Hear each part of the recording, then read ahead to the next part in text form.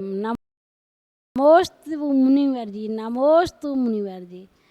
जैसे कि देव पूजा, गुरु उपासना, स्वाध्याय, संयम, तप और दान, ये 6 श्रावक के नियम हैं। इसमें दान में क्या अपने घर से द्रव्य लेके जाते हैं वो दान में आता है कि नहीं, कि पैसे ही डालना दान में आता है। ओम नमः सिद्धेभ्यः पंच परमेष्टि भगवान की, 1008 श्री पद्म प्रभु भगवान की, आचार्य गुरुदेव विराग सागर जी महाराज की, अहिंसामयी विश्व धर्म की। प्यारे बंधु,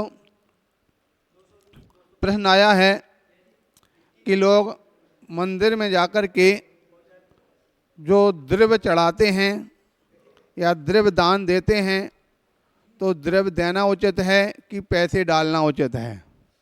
ठीक है, बहुत अच्छा।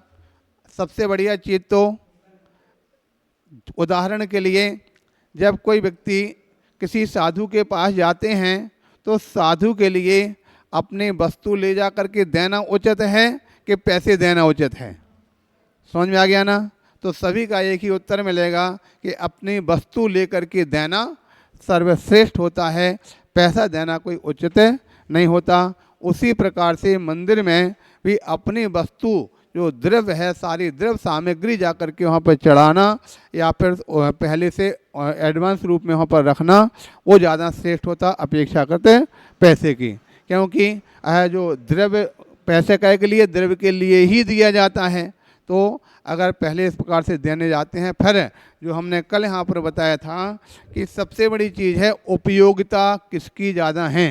हो सकता अगर सारे मंदिर में सब लोग सामग्री देने लग जाएं, पैसा का बिल्कुल नहीं आएगा, तो फिर व्यवस्था कैसे बनेगी? क्योंकि मंदिर की जो व्यवस्था के लिए बिजली लग रही है, बिजली का बिल भी देना है। हो सकता कहीं पानी के लिए नल भी लगा हुआ है या बोरिंग भी चल रही है, तो उसमें भी कुछ ज़रूरत पड़ती है, तो उससे भी कैसे चलेगा? इसलिए जहाँ जिस प्रकार की उपयोगिता और अनुकूलता है वहाँ पर इस प्रकार से करना चाहिए। उस प्रकार से उसको किसी को एक मात्र एकांतवाद से अथवा लाठी टेक या लाठी पकड़ के कोई इस प्रकार की स्थिति ना करें कि हमारे लिए यही होना चाहिए। जहाँ जिस प्रकार की उपयोगिता हो वैसा करें तो बहुत अच्छा हो सकता है, इसमें कोई बाधा नहीं है। दूसरा पहले कौन सा पूछा था?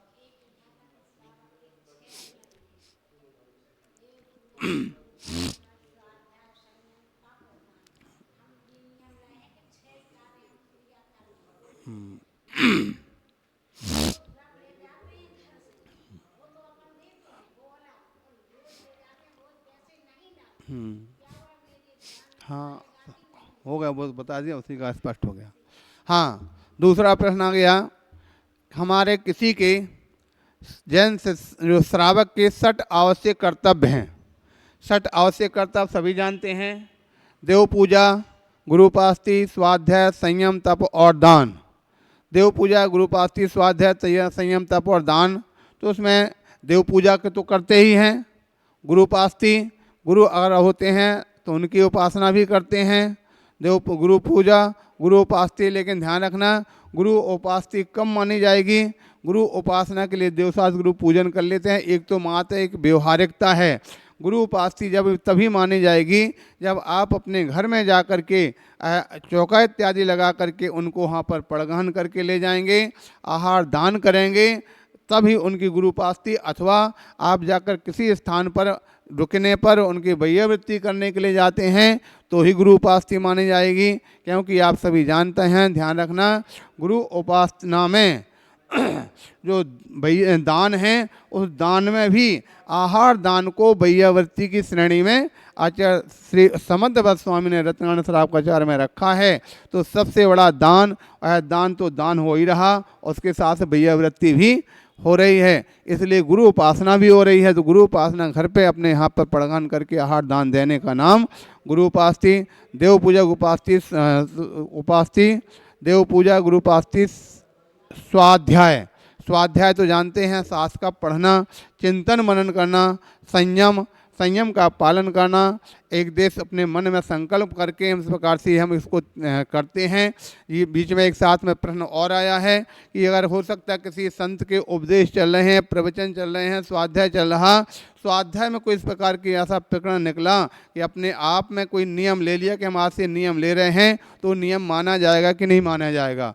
तो हाँ, वो नियम पूर्ण रूप से नियम माना जाएगा, क्योंकि आपने अपने स्वयं स्वेच्छा से इस नियम को लिया है, तो आपका नियम पूर्ण रूप से माना जाएगा। इस प्रकार से तो संयम हो गया। और तप, जब इस प्रकार से जो कुछ भी अपने व्रत नियम संयम जो लिए जाते हैं उसको तप की श्रेणी में लिया जाता है। अंत में दान, तो दान में अपने घर से जो सामग्री लेकर के जाते हैं वो दान की श्रेणी में आती है।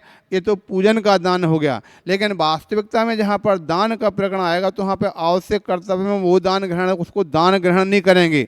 दान की परिभाषा जो आचार्यों ने जो दी है वो दान कैसे कहते हैं, तो पूजन में आप लोग पढ़ा करते हैं, दान 4 प्रकार 4 संघ को दीजिए। तो 4 संघ कौन कौन से हैं? 4 संघ किस प्रकार से होते हैं? 4 संघ में मुनि, आर्यका, श्रावक, श्राविका, इस प्रकार से 4 संघ हैं। कहीं कोई बोले 4 संघ की बात करने लग जाए तो वो कहने लग जाए एक आचार्य विद्यासागर हो गए, एक आचार्य विराग सागर हो गए, एक आचार्य पुष्पदन सागर हो गए, एक आचार्य वर्धमान सागर हो गए, बस हमको तो 4 ही को देना और 5वें को नहीं देना। तो ये नहीं, 4 संघ का मतलब यहाँ पर मुनि, आर्यका, श्रावक, श्राविका, ये चतुर्विध संघ को 4 संघ कहा गया। चतुर्विध संघ को जो आहार दान इत्यादि दिया जाता है, औषधि दान दिया जाता है, ज्ञान दान दिया जाता है, शास्त्र दान दिया जाता है, अभादान दिया जाता है, ये वास्तविक दान है। पूजा सामग्री चढ़ाना, पूजा सामग्री रखना वास्तविक दान नहीं है। वो तो व्यवहारिकता के हिसाब से पूजा के अंतर्गत ही दान आ जाएगा, सामग्री पूजा के अंतर्गत ही आ जाती है। यहाँ पर दान का जब प्रकरण होगा तो दान में 4 प्रकार के संघ और 4 प्रकार के दान को देना ही दान की श्रेणी में लिया जाता है। इस प्रकार से जानना चाहिए।